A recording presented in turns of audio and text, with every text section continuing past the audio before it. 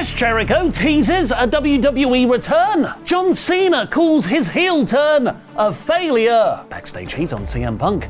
And more. I'm Ollie Davis, and this is the WrestleTalk News. Support WrestleTalk! In the year of our pool 2025, wrestling has somehow become even more tribal. To combat AEW's working relationships with New Japan and CMLL, WWE has created its own faction with TNA and AAA. Every new AEW pay-per-view date becomes an interpromotional battleground, with WWE running a major show head-to-head. WWE or AEW trolls constantly drag the opposing companies and their wrestlers online. But now, there might be one piece of news to unite them all. Chris Jericho may be going back to WWE. Jericho should be a beloved figure in AEW. It was his New Japan match with Kenny Omega that first convinced Tony Khan to launch his own promotion. He was the promotion's inaugural champion and biggest mainstream star in the first years. He had one of the best in-ring runs of his career as Ring of Honor champion in the second half of 2022. But then Jericho violated his golden rule.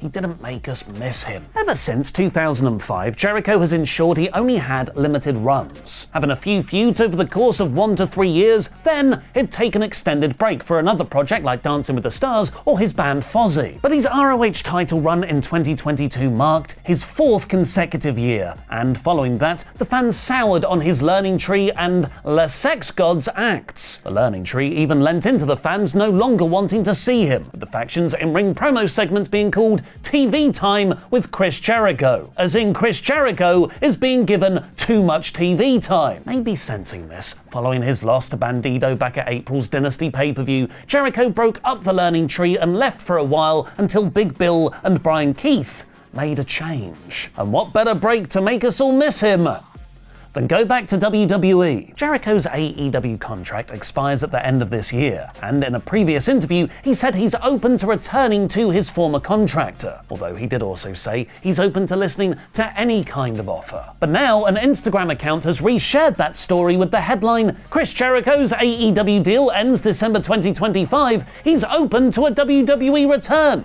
depending on the situation. And Jericho's official Instagram account has liked that post. When Jericho does go back to WWE after he's got his pointing photo with Triple H, he can then walk down the corridor and remember how much of a bitch CM Punk is. A couple of months ago, Matt Riddle claimed in an interview with Going Ringside that his friends in WWE say all CM Punk does is bellyaches and complains and that he's a headache to work with. That guy sucks. He's a bitch to work with in the back. Riddle has now appeared on a TMZ sports podcast where he claims nothing has changed with Punk behind the scenes. I have good friends on the roster that still say that he's a bitch to work with. If he didn't generate the amount of money and attention that he does, he wouldn't be there. I have no ill will towards the man. I just don't think he's good at fighting. I think his better days of wrestling are way behind him. And that's not a knock. I can tell you I'm not getting that much better or faster or stronger. I can tell you he's definitely not either, especially with all the botches. Weirdly, CM Punk was the last John Cena match where Cena was framed as a heel. The following month, it suddenly and very awkwardly turned babyface in a promo segment just 2 days before his Cody Rhodes match at SummerSlam, essentially explaining the last several months have been a bit naff because the storyline has sucked. Cena was at the Fan Expo Chicago over the weekend, where he was asked if some fans cheering him on his first appearance following his Elimination Chamber heel turn made him upset, to which Cena replied, I wasn't upset. No, I failed. Ain't nothing wrong with that. You can learn from failure, right? And I went up there and bombed. Happens. The exact segment was Cena's appearance in Belgium, where he revealed he wouldn't be changing his ring music or attire, declared he was in a toxic relationship with the fans, and absolutely roasted this poor kid in the front row. I personally think it was a fantastic promo performance. But Cena obviously saw success as everyone booing him, but he instead received a mixed response, ironically just like his babyface run. Does that mean he also bombed for 8 years straight from 2007 to 2015, John? Does it? If you didn't live through Cena's reign of terror, the worst example of that is what he did to the Nexus. Mine and Luke's 8-episode, 40-hour-long series on the rise and fall of the Nexus finished over the weekend. So you can now binge watch the whole thing over at patreon.com/WrestleTalk. After we finally get that Logan Paul versus John Cena match we've all been fantasy booking for Cena's retirement year, John's next opponent will reportedly be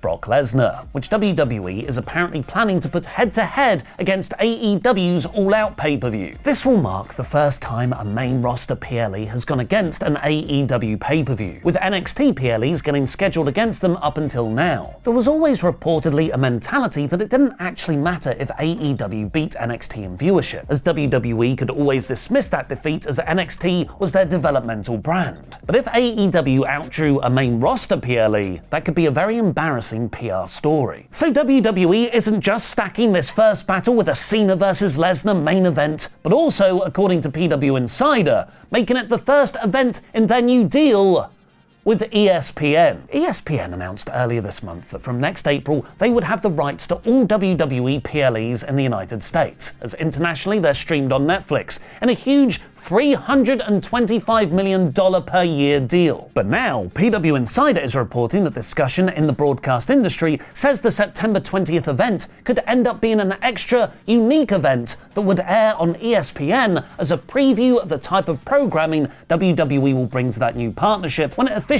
kicks off in April 2026. And WrestleVotes are reporting the show could be called WrestlePalooza, which is an old ECW pay-per-view name. Now don't be confused, I'm just going to run off and change my shirt really quickly. Before I get on with the wrestling news, as you're well aware, YouTube revenue isn't what it used to be, and we're having to find new ways to help support WrestleTalk.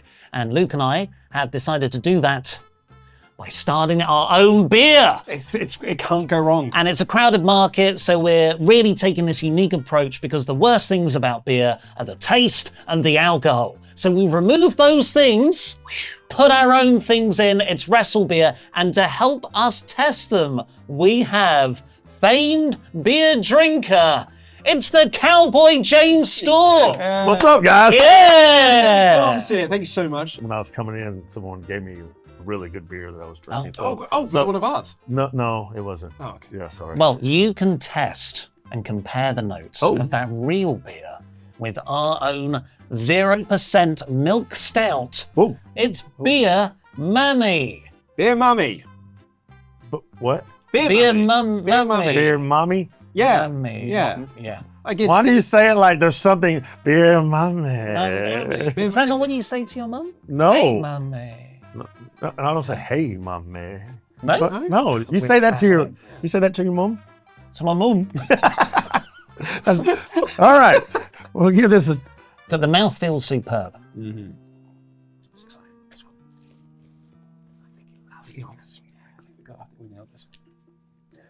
I think you guys are not onto something. Oh. Yeah, this is, is this a rib? Like, No, it's a glass. It's a Beer Mammy. guys, this is not good. You cannot, like, look, I'm tearing up. Like, So good. My mouth is kicking the crap out of me right now, saying, "Why did you let me drink this?"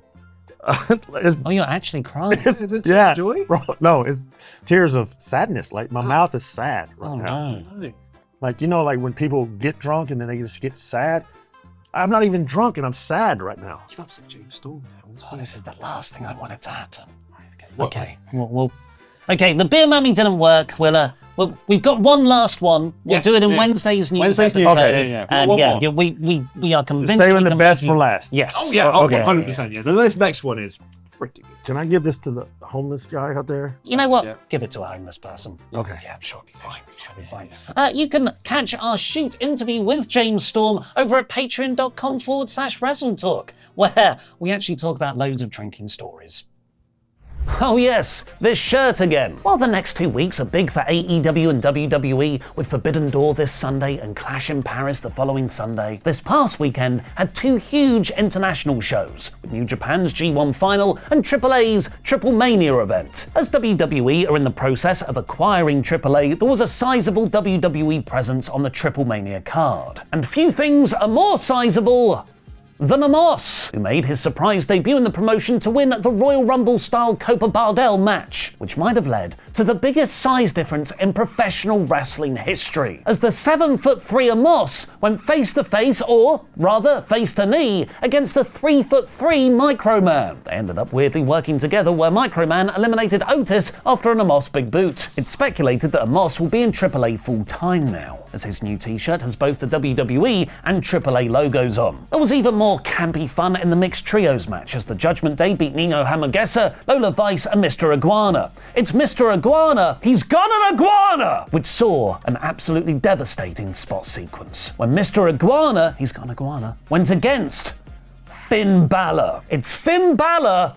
He's got a puppet, Demon Balor! The puppet is called Demonito. It was made by Jason Baker's studio, the same guy who made Bray Wyatt's Masks and Puppets, and is already available to buy on WWE Shop. Yet, there is still no Mr. Iguana puppet for sale. Lagana and Psycho Clown beat Los Garza to win the World Tag Team titles. Flamer retained her Reina de Reinas Championship against Fabia Pache and Natalia. And Vikingo retained his Mega title against Dominic Mysterio, Dragon Lee and El Grande Americano Ludwig Kaiser variant. Also as part of the show, Rey Mysterio inducted Conan into the AAA Hall of Fame. But while WWE is out here trying to make everyone chant, "We want Cross," allegedly, the Mexican fans opted to chant, "We want the super problematic Alberto Del Rio." It's like a Max Caster cadence chant for the best wrestler in the world. Del Rio, who wrestles as Alberto El Patron in AAA, has been the promotion's top star for the last several years, but he appears to have been phased out with WWE's takeover of the company. This is likely because of Del Rio's previous issues while working with WWE, his arrest in 2020, and the social media backlash against him. He was booked in a loser leaves the company match back in July,